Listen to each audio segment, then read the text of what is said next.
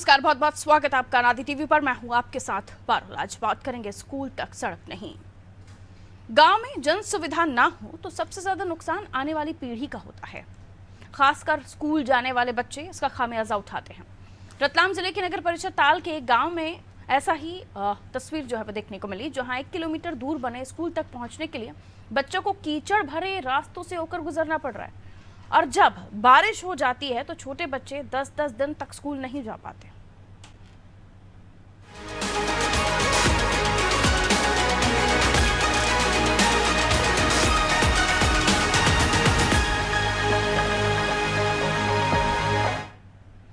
रतलाम जिले की आलोट तहसील के निकट नगर परिषद ताल के धतरावदा गांव के ग्रामीण इन दिनों खासे परेशान हैं। दरअसल प्राथमिक विद्यालय गांव से करीब 1 किलोमीटर दूर बना हुआ है और गांव से स्कूल तक पहुंचने वाला जो रास्ता है वो कीचड़ से भरा हुआ है, जिसके चलते बच्चे कई बार 8 से 10 दिन से स्कूल नहीं जा पाते।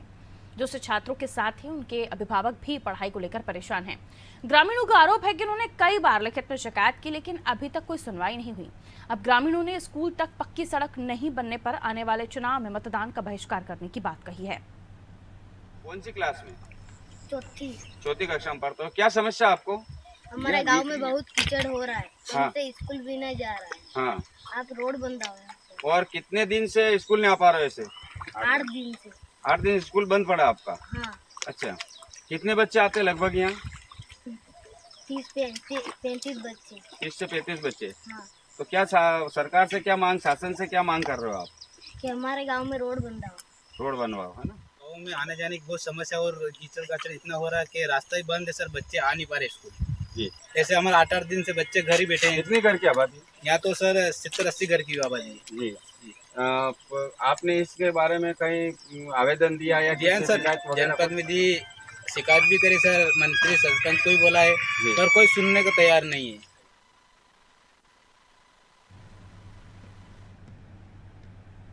धतरावदा गांव है यहाँ, जहां आप तस्वीरें देख रहे हैं कि बच्चे स्कूल नहीं जा पा रहे हैं। इसके पीछे वजह कि 1 किलोमीटर की जो सड़क है वो कीचड़ से सनी हुई है और बारिश में तो हाल और भी बेहाल हो जाते हैं। लोगों का कहना है कि अगर ये सड़क बन जाए तो बच्चे जो स्कूल नहीं जा पा रहे हैं, 10-10, 15-15 दिन बच्चे स्कूल नहीं जाते हैं, क्योंकि कीचड़ से सनी हुई सड़क से जाना मुमकिन नहीं होता।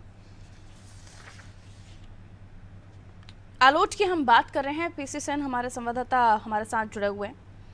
पीसी सेन, बताइए जरा, ये पूरे मामले में सबसे पहले तो इस गांव के बारे में समझना चाहूंगी कि ये गांव जो है, यहाँ पर कितनी आबादी है, कितने बच्चे इस स्कूल में पढ़ते हैं और स्कूल की स्थिति क्या है। उसके बाद सड़क की भी बताइए, जिसको लेकर हम तस्वीरें भी दिखा रहे हैं। जी मैम, जी मैं बताना चाहूंगा कि ये गांव आलोट जनपद पंचायत के अंतर्गत आता है। धतरावदा गाँव है ये, और इस गाँव की आबादी लगभग 60 से 70 घर की आबादी है यहाँ पर। और स्कूल में लगभग 40 से 50 बच्चे यहाँ डेली स्कूल आते हैं, और स्कूल पुराने गांव में ही बना हुआ है, लेकिन गांव नदी से घिरा हुआ है। चंबल नदी घिरा हुआ है। चंबल नदी में जब बाढ़ आती है तो गांव में पानी घुस जाता है अक्सर। इस वजह से लोगों ने पुराने गांव से 500 किलोमीटर दूर अपने मकान ऊंची जगह बना लिए। वहां से स्कूल आने जाने के लिए एक कच्चा रास्ता है, तो कम से कम 30 से 40 बच्चे डेली स्कूल आते जाते हैं। और उनको जब बारिश होती है तो 8-8 दिन से घर बैठे रहते हैं, स्कूल में आ पाते हैं। छोटे छोटे बच्चे हैं, और वहाँ स्कूल आने में उन्हें इतनी कठिनाइयों का सामना करना पड़ता है, कठिनाइयों का कि जिसकी अपन तुलना भी नहीं कर पाते।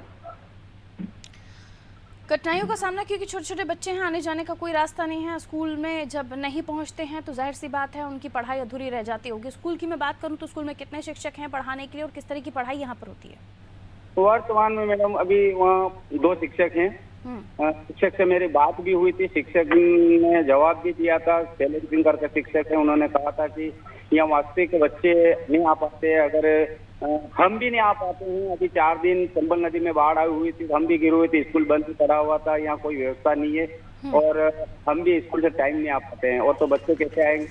और 2 शिक्षक अभी वर्तमान में इस स्कूल प्राथमिक स्कूल में है पदस्थ।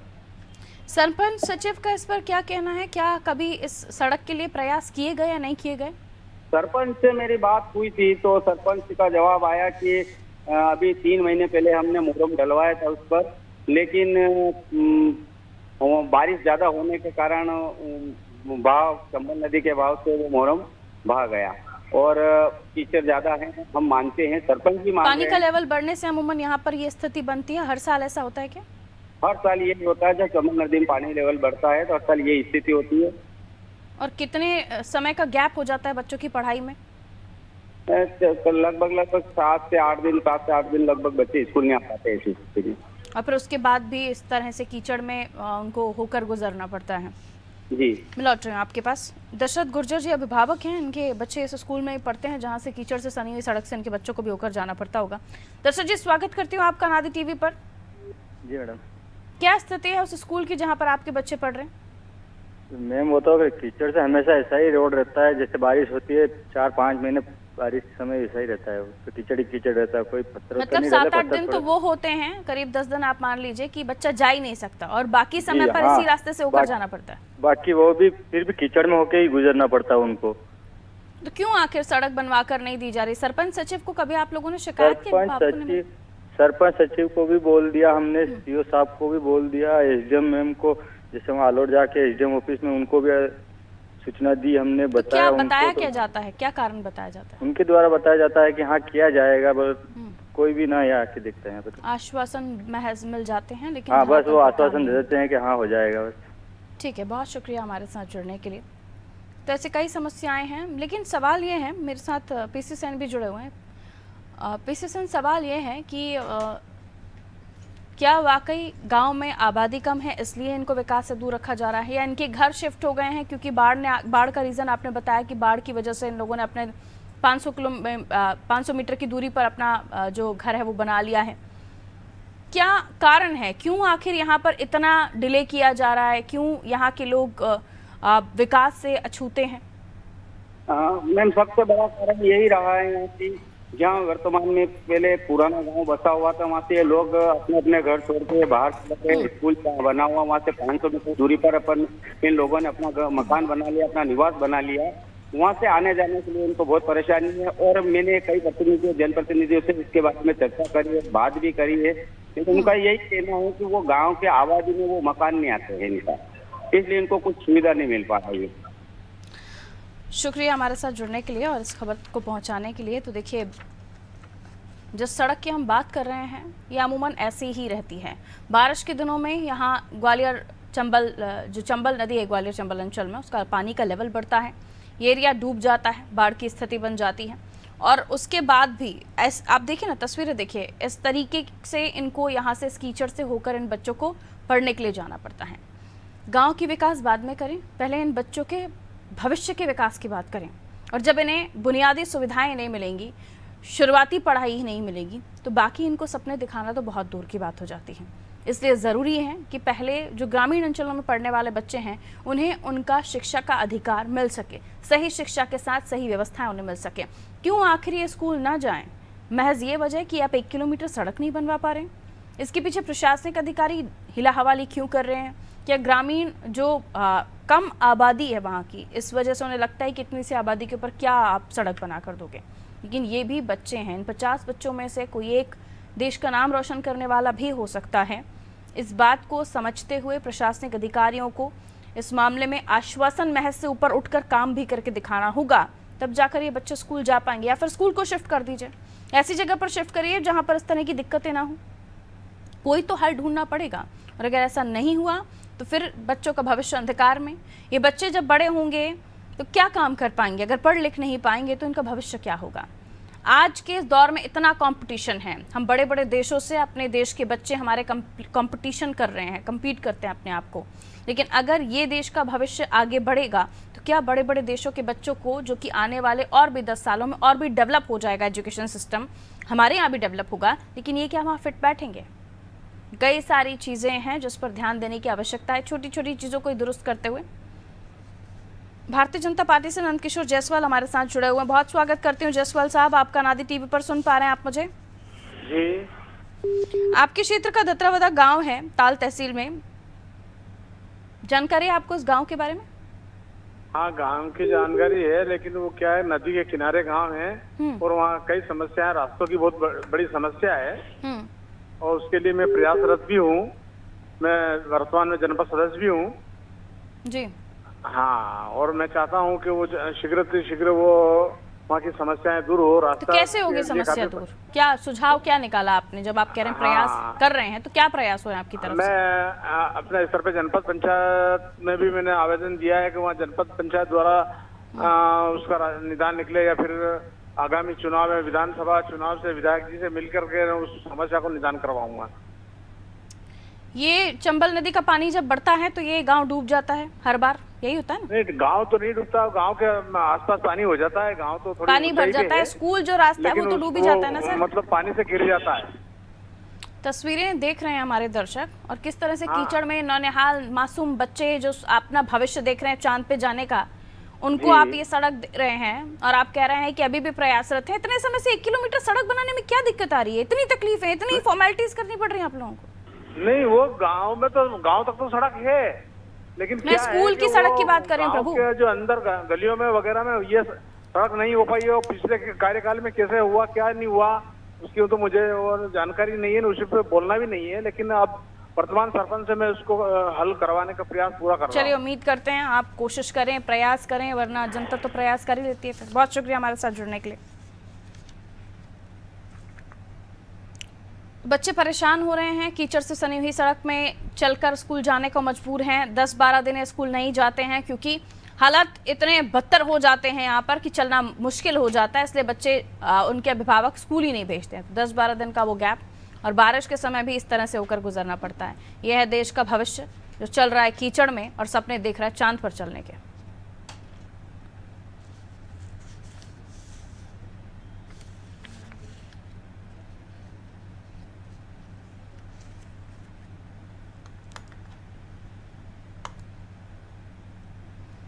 और चलिए यहाँ बात करेंगे अजयगढ़ के एक प्राथमिक स्कूल की, जहां पर प्रधान अध्यापक शराब पीकर बच्चों को पढ़ाते हैं और उनका कोई कुछ नहीं बिगाड़ पाता।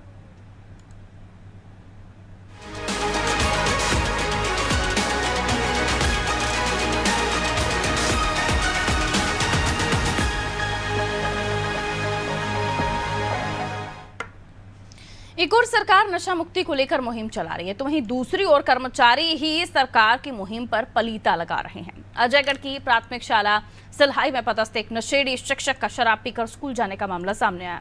इस स्कूल के प्रभारी प्रधानाध्यापक हैं केशव लोध, स्कूल में नशे में टल्ली होकर बच्चों को पढ़ाते नजर आए। बीते दिनों जब अनादि टीवी की टीम स्कूल में कवरेज करने पहुंची तो शिक्षक नशे में चूर कैमरे से बचते नजर आए।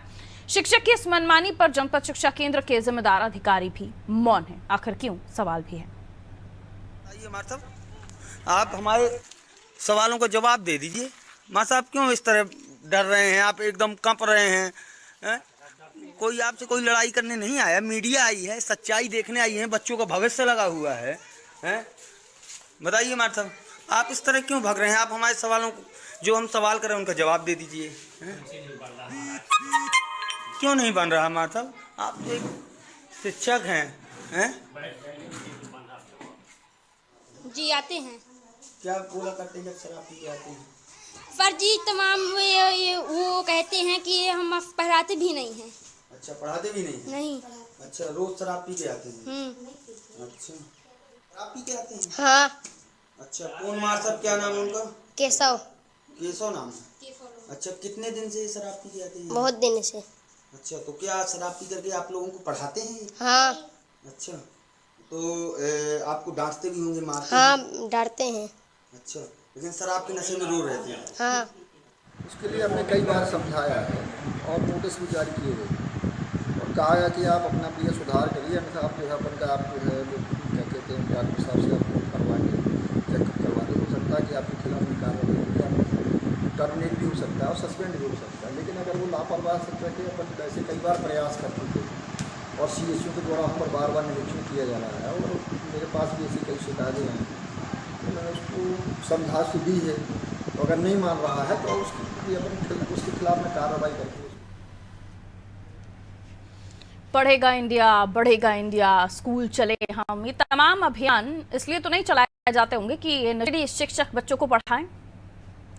ये शिक्षक आपने देखा किस तरह से भागते हुए नजर आए, कैमरे पे बोल ही नहीं रहे, उनको लगा कि बोलूंगा तो पोल खुल जाएगी।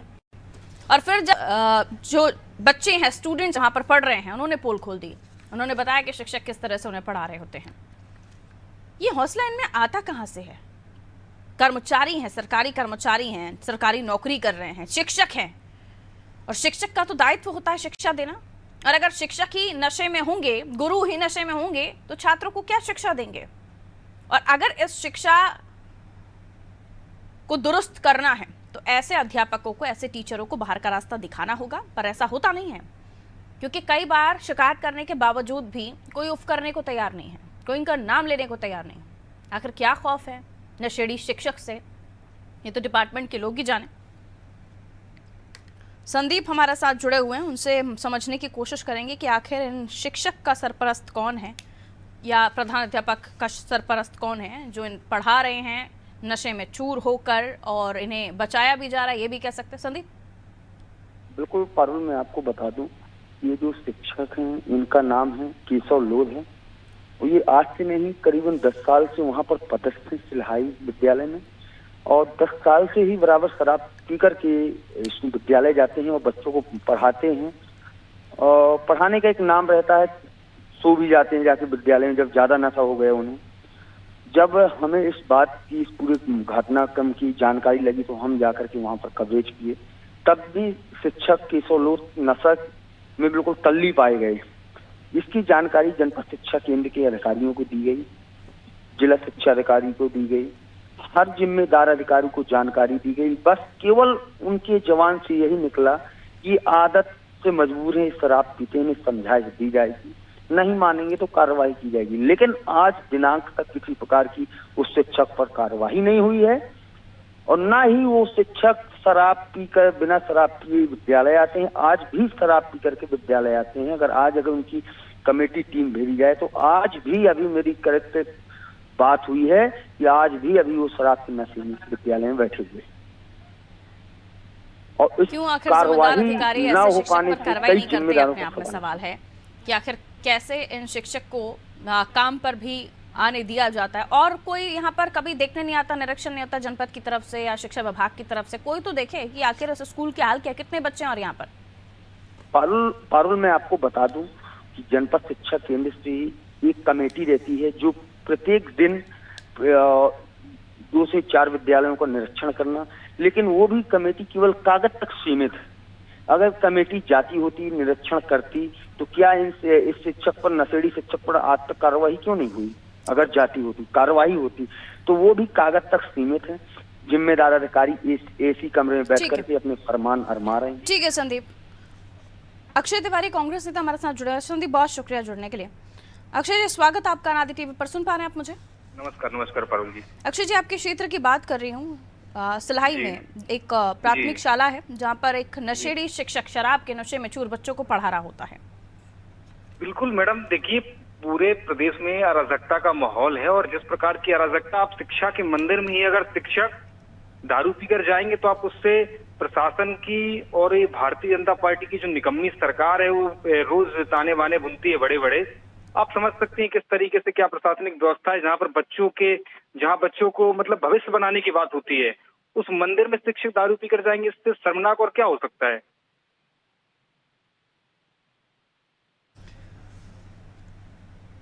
आप कांग्रेस नेता अपने आप को लिखते हैं, कितने समय से आप कांग्रेस के लिए कर्मठता दिखा रहे हैं? मैडम देखिए, 10 सालों से पहले मैंने एनएसयूआई की राजनीति करी, एनएसयूआई छात्र आंदोलन करे बड़े बड़े, उसके बाद यूथ कांग्रेस के लिए भी हमने काम किया। ठीक है, आपका बायोडाटा नहीं पूछा मैंने, सिर्फ इतना चाह रही थी कि कितना समय हो गया आपको राजनीति करते हुए। मुझे ये बताइए, पहली बार तो नहीं है कि हम ही इस मामले को उठा रहे हूँ, आपको भी तो पता होगा। आज ही मामला संज्ञान में आया है, और जब मामला कोई संज्ञान में आता है तभी। 10 साल की राजनीति में आपको इस गांव की याद कभी नहीं आई? गांव के लोग अगर हमारे पास में आते, इस मामले को हम जरूर उठाते। देखिए, जब तक गांव के लोग हमारे पास में नहीं आएंगे, हमारे पास कोई कहा जाता है कि ग्राउंड लेवल पर जाके आप लोग काम नहीं करते। शायद नहीं करते मैडम, हम ग्राउंड लेवल पर बात करते हैं, ग्राउंड लेवल पर जाते हैं, लेकिन एक बड़ी विधानसभा होती है, बड़ा जिला होता है, उस जिले के लोग, उस विधानसभा, उस गाँव के लोग हमारे पास में आएंगे, जहाँ से जो लोग समस्याएं लेकर आते हैं उनका निराकरण करते हैं, हम लोग कोशिश करते हैं, आंदोलन करते हैं। कॉलेज टाइम से आपने पॉलिटिक्स में एंट्री कर दी थी, छात्र राजनीति में रहे आप, और यहाँ जो मासूम बच्चे हैं उनके लिए आपकी कभी अंदर से आवाज नहीं आई कि पता किया जाए कहाँ क्या चल रहा है, कहानी चल रहा है? कभी स्कूलों को लेकर आपके मन में विचार नहीं आया होगा शायद? हमें आपके माध्यम से जानकारी मिली है। वही तो मैं कह रही हूँ, 10 साल में भी अगर मीडिया आपको बताया कि आपके क्षेत्र में क्या चल रहा है, तो 10 सालों में आपने अपनी राजनीति में किया क्या? खैर, उम्मीद करती हूँ कि अब आपको पता चल गया है, आप इन बच्चों के लिए कुछ करेंगे। नशेड़ी शिक्षक को कुछ आंदोलन करेंगे, इसके लिए डीओ से बात करेंगे, कलेक्टर से बात करेंगे, और हम चाहते हैं कार्रवाई। हम आपसे भी उम्मीद करते हैं, क्योंकि आप भी चौथे स्तंभ है, और हम आपसे उम्मीद करते हैं कि आप भी डीओ को लाइन पर लें, डीओ से बात करें, पन्ना कलेक्टर से बात करें, और बाकी हम विपक्ष के नाते जो कर सकते हैं हमारा काम ना बताएं जी। हमारा काम खबर को उठाना है और जिम्मेदारों से जवाब लेना है। और कौन जिम्मेदार है जो अपना काम नहीं कर रहे हैं, फिर चाहे वो समाज सेवी हो, कांग्रेस नेता हो, बीजेपी नेता हो, कौन क्या काम नहीं कर रहा है, उसको लेकर उन्हें आईना दिखाना जिम्मेदार होता है। आप सत्ता पक्ष तो जितने डिपार्टमेंट में बैठे हुए लोग हैं, पहले मैंने जब मेरे रिपोर्टर से बात की, आपकी जानकारी के लिए बता दूं, सत्ता पक्ष जिम्मेदार होता है। यहाँ पर आदरणीय बीडी शर्मा जी सांसद है, ब्रजेंद्र प्रताप सिंह जी मंत्री हैं, पन्ना कलेक्टर हैं, डीओ हैं, आप उनसे बात करिए, क्योंकि सत्ता पक्ष बिल्कुल बात करूंगी, जो सत्ता पक्ष के नेता हैं उनसे भी बात करूंगी, लेकिन विपक्ष भी पीछा नहीं छुड़ा सकता ना। ये बोलकर के सत्ता पक्ष के लोग यहाँ पर सरकार बनी है उनकी, या सांसद है, विधायक है, जो आपका काम है वो आप उठाइए। विपक्ष का काम होता है कि जनता के समस्याओं को सत्ता पक्ष के सामने रखना और नाक में दम कर देना जब तक वो परेशानी हल नहीं होती है। लेकिन नाक में दम छोड़िए, आप लोग तो 4 दिन भी बात नहीं उठा पाते। निकालिए 10,000 लोगों को लेके, जो विपक्ष कर सकता है वो बिल्कुल। सतानंद गौतम पूर्व जिला अध्यक्ष हैं भारतीय जनता पार्टी से हमारे साथ जुड़े हुए। सतानंद जी, स्वागत करती हूँ आपका। आदि टीवी पर सुन पा रहे हैं आप मुझे?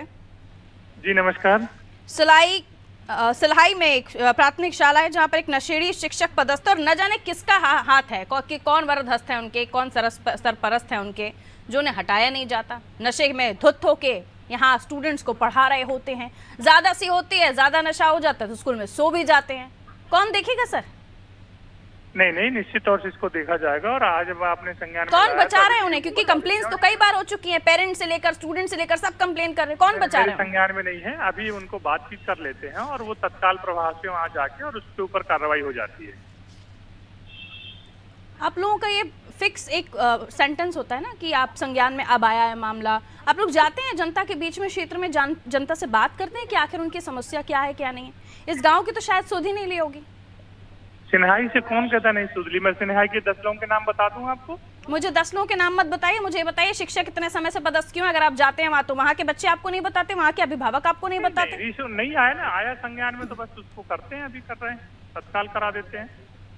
जबकि सत्ता में आप बैठे हुए हैं और ये शिक्षक ऐसे पदस्थ हैं, आते हैं, अपना काम करते हैं, पढ़ाया नहीं पढ़ाया। नशे की हालत में कोई शिक्षक क्या ज्ञान देगा अपने विद्यार्थियों को? बिल्कुल, आप जो बात कर रही हैं सही बात है, और इस पे निश्चित तौर पे कार्रवाई होनी ही चाहिए, और इसको मैं अभी तुरंत आपसे उम्मीद करती हूँ कि अगली बार जब हमारा फोन आपके पास आए तो आपके पास ये जवाब ना हो कि आपकी तरफ से संज्ञान में मामला आया है। कम से कम यहाँ से ये नशेड़ी शिक्षक हटे और इनकी जगह पर एक अच्छा पढ़ा लिखा शिक्षक आए, ताकि यहाँ के बच्चों को जो शिक्षा का अधिकार उनका है, जो आप लोगों को देना चाहिए, वो मिले। बहुत शुक्रिया हमारे साथ जुड़ने के लिए। देश का भविष्य, 2 खबरें हमने आपको दिखाई, दोनों में ही कहीं ना कहीं मूलभूत सुविधाओं का अभाव, और दूसरा तो शिक्षक ही नशेड़ी। अब ऐसे में कैसे पढ़ेगा इंडिया? और पढ़ भी गया तो नशेड़ी शिक्षक कैसा पढ़ाएगा हमारे इंडिया को? दीजिए इजाजत, नमस्कार।